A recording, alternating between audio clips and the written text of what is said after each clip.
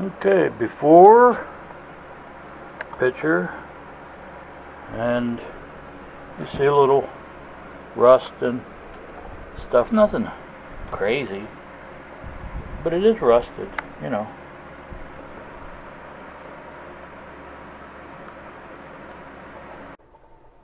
You can see what this looks like painted. Not too bad, huh?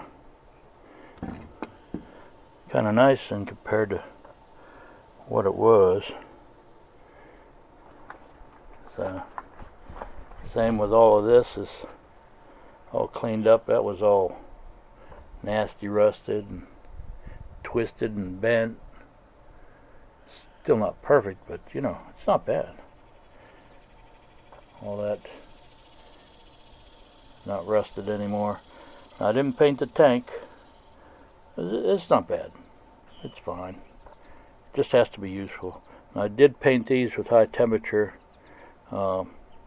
black paint, so engine paint, and that'll keep that from rusting away while it's sitting in storage. But doesn't look too bad. Looks better than it did, that's for sure. Okay, this is pretty easy to do. We're just going to clean this up a little bit. I already tested it. It works.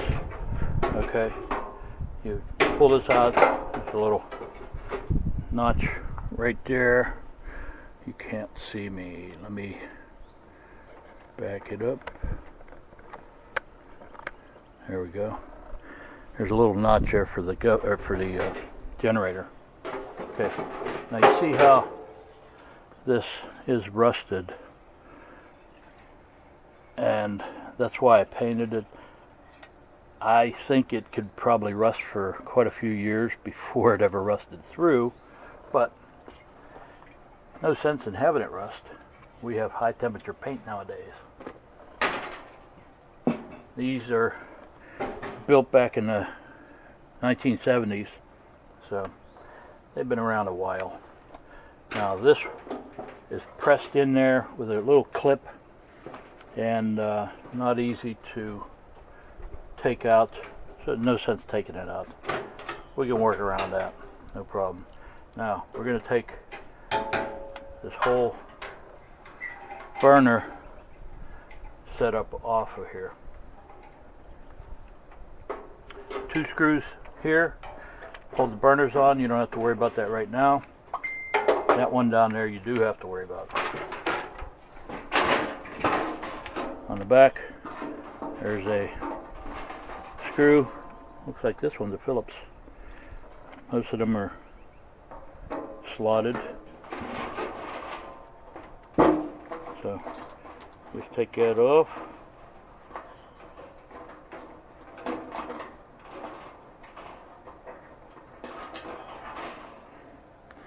And don't lose the parts. Okay, that's all that is. In here we have 2 nuts that are 7/16 way down in the bottom. There's the holes for. Get them loose.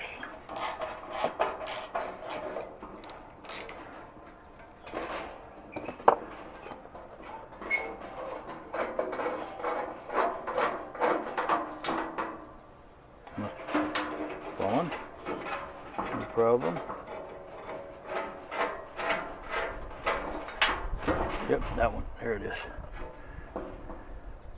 Just a little pressed sheet metal nut.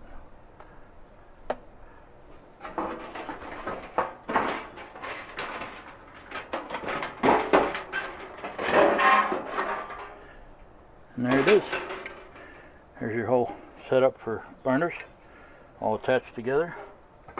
Now we're ready to work on this. These hinges just pop in.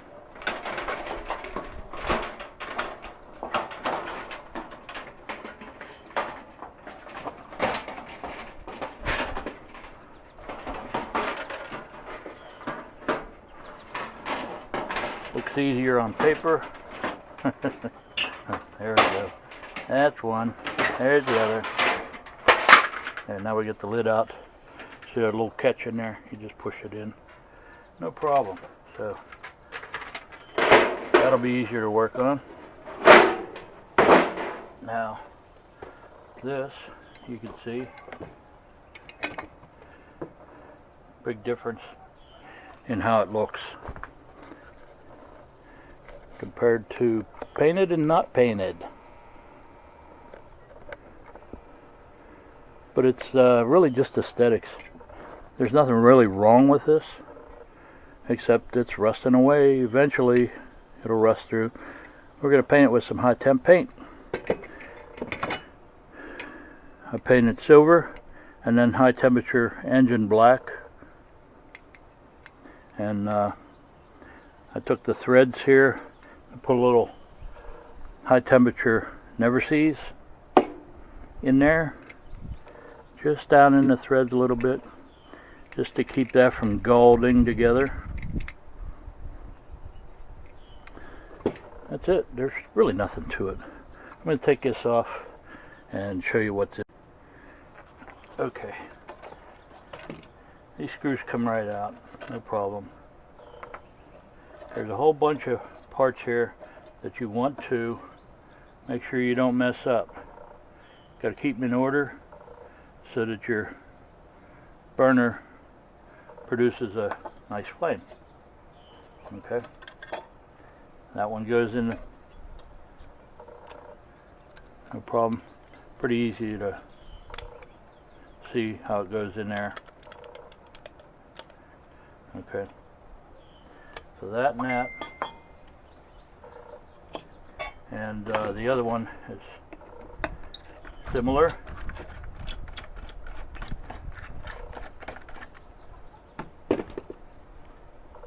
Same thing. Remember to keep them in order so that your burner works well. And that's it. Nothing else in there. Now this just opens the gas port here. That's all it does, so that you get a second burner. Alright, that's it. Okay, I'm going to show you how to take the generator out. There's no need, as far as I'm concerned. If it's burning well, leave it alone. There is a hair fine wire on the end of it. Okay, just get yourself a little wrench and unscrew it. Yeah, I got lots of blinging going on. Alright, gently. Okay, pull this out.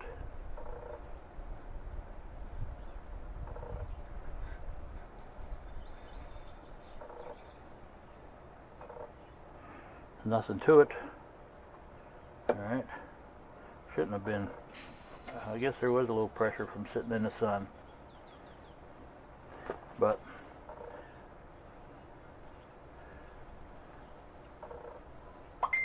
that's it.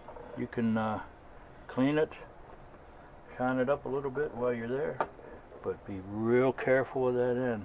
Only just gently clean.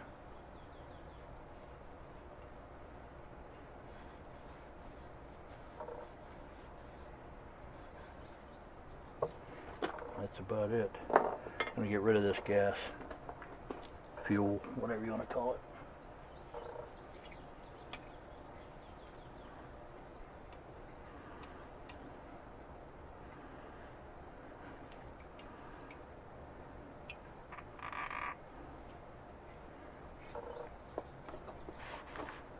Yeah, sometimes you got to get down in there, clean the spring out. Might be gummed up with some soot or whatever. Maybe the nozzle is plugged or something.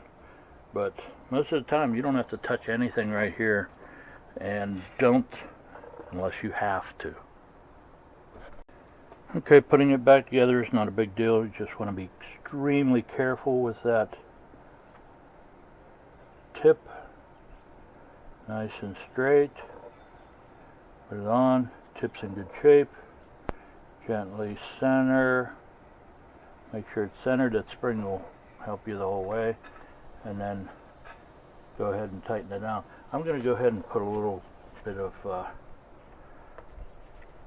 high temp never sees on here just because I have it.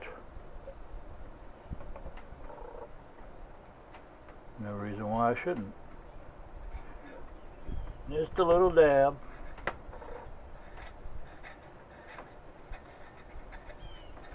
That's it. Should be fine, should be fine. Looks good. We'll tighten that down and call it a day. That's it. Nothing crazy. Now all this will get cleaned up, scuffed up, get the rust off as best I can, and then we'll go ahead and spray that up, made it look just like this one, like brand new.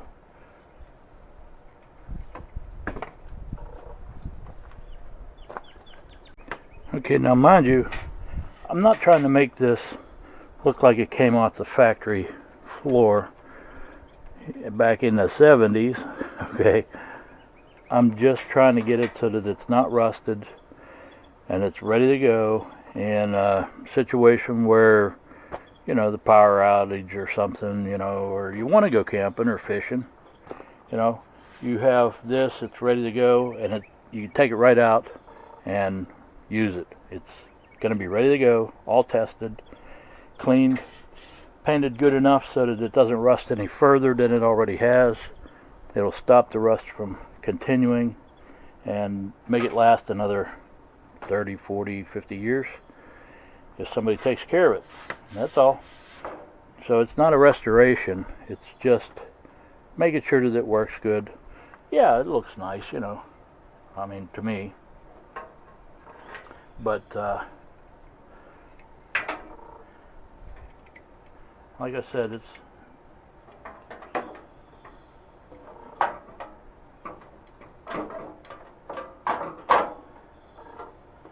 just so that it functions well and it's ready to go whenever he needs it at a moment's notice. That's all it's for.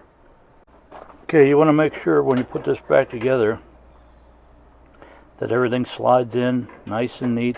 There's two little slots that the tank sets down in.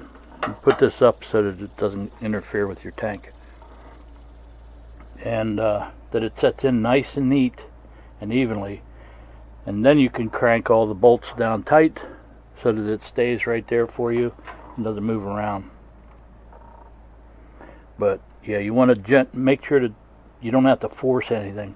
This goes way up in there, see, and it just hangs on there. If you do that, it'll be fine and you won't be forcing anything. And there you have it. One working camping stove. Drop that down in there for storage. Make sure the gas cap's on good. And then that's it. We're done.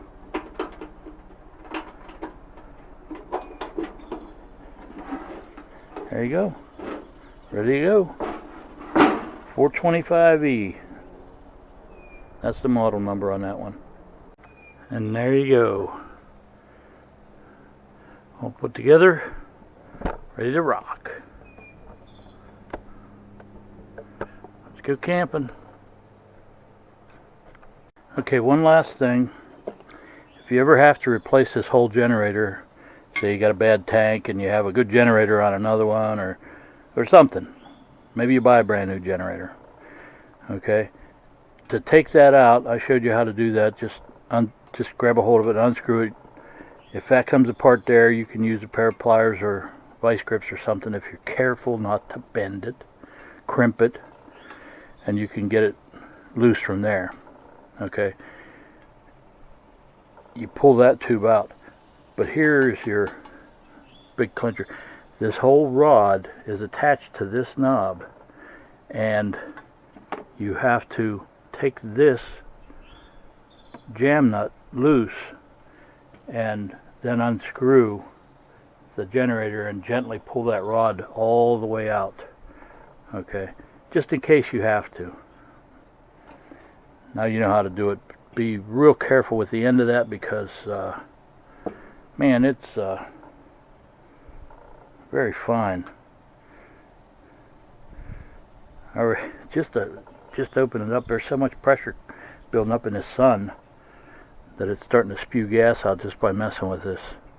I let some of the gas out, so I gotta let it air out now before I put it away. Anyway, yeah, don't over crank it. It's all brass in there, you'll ruin everything. Just take it down till it's snug, and that's it. That's it. That's all you need to know, I think.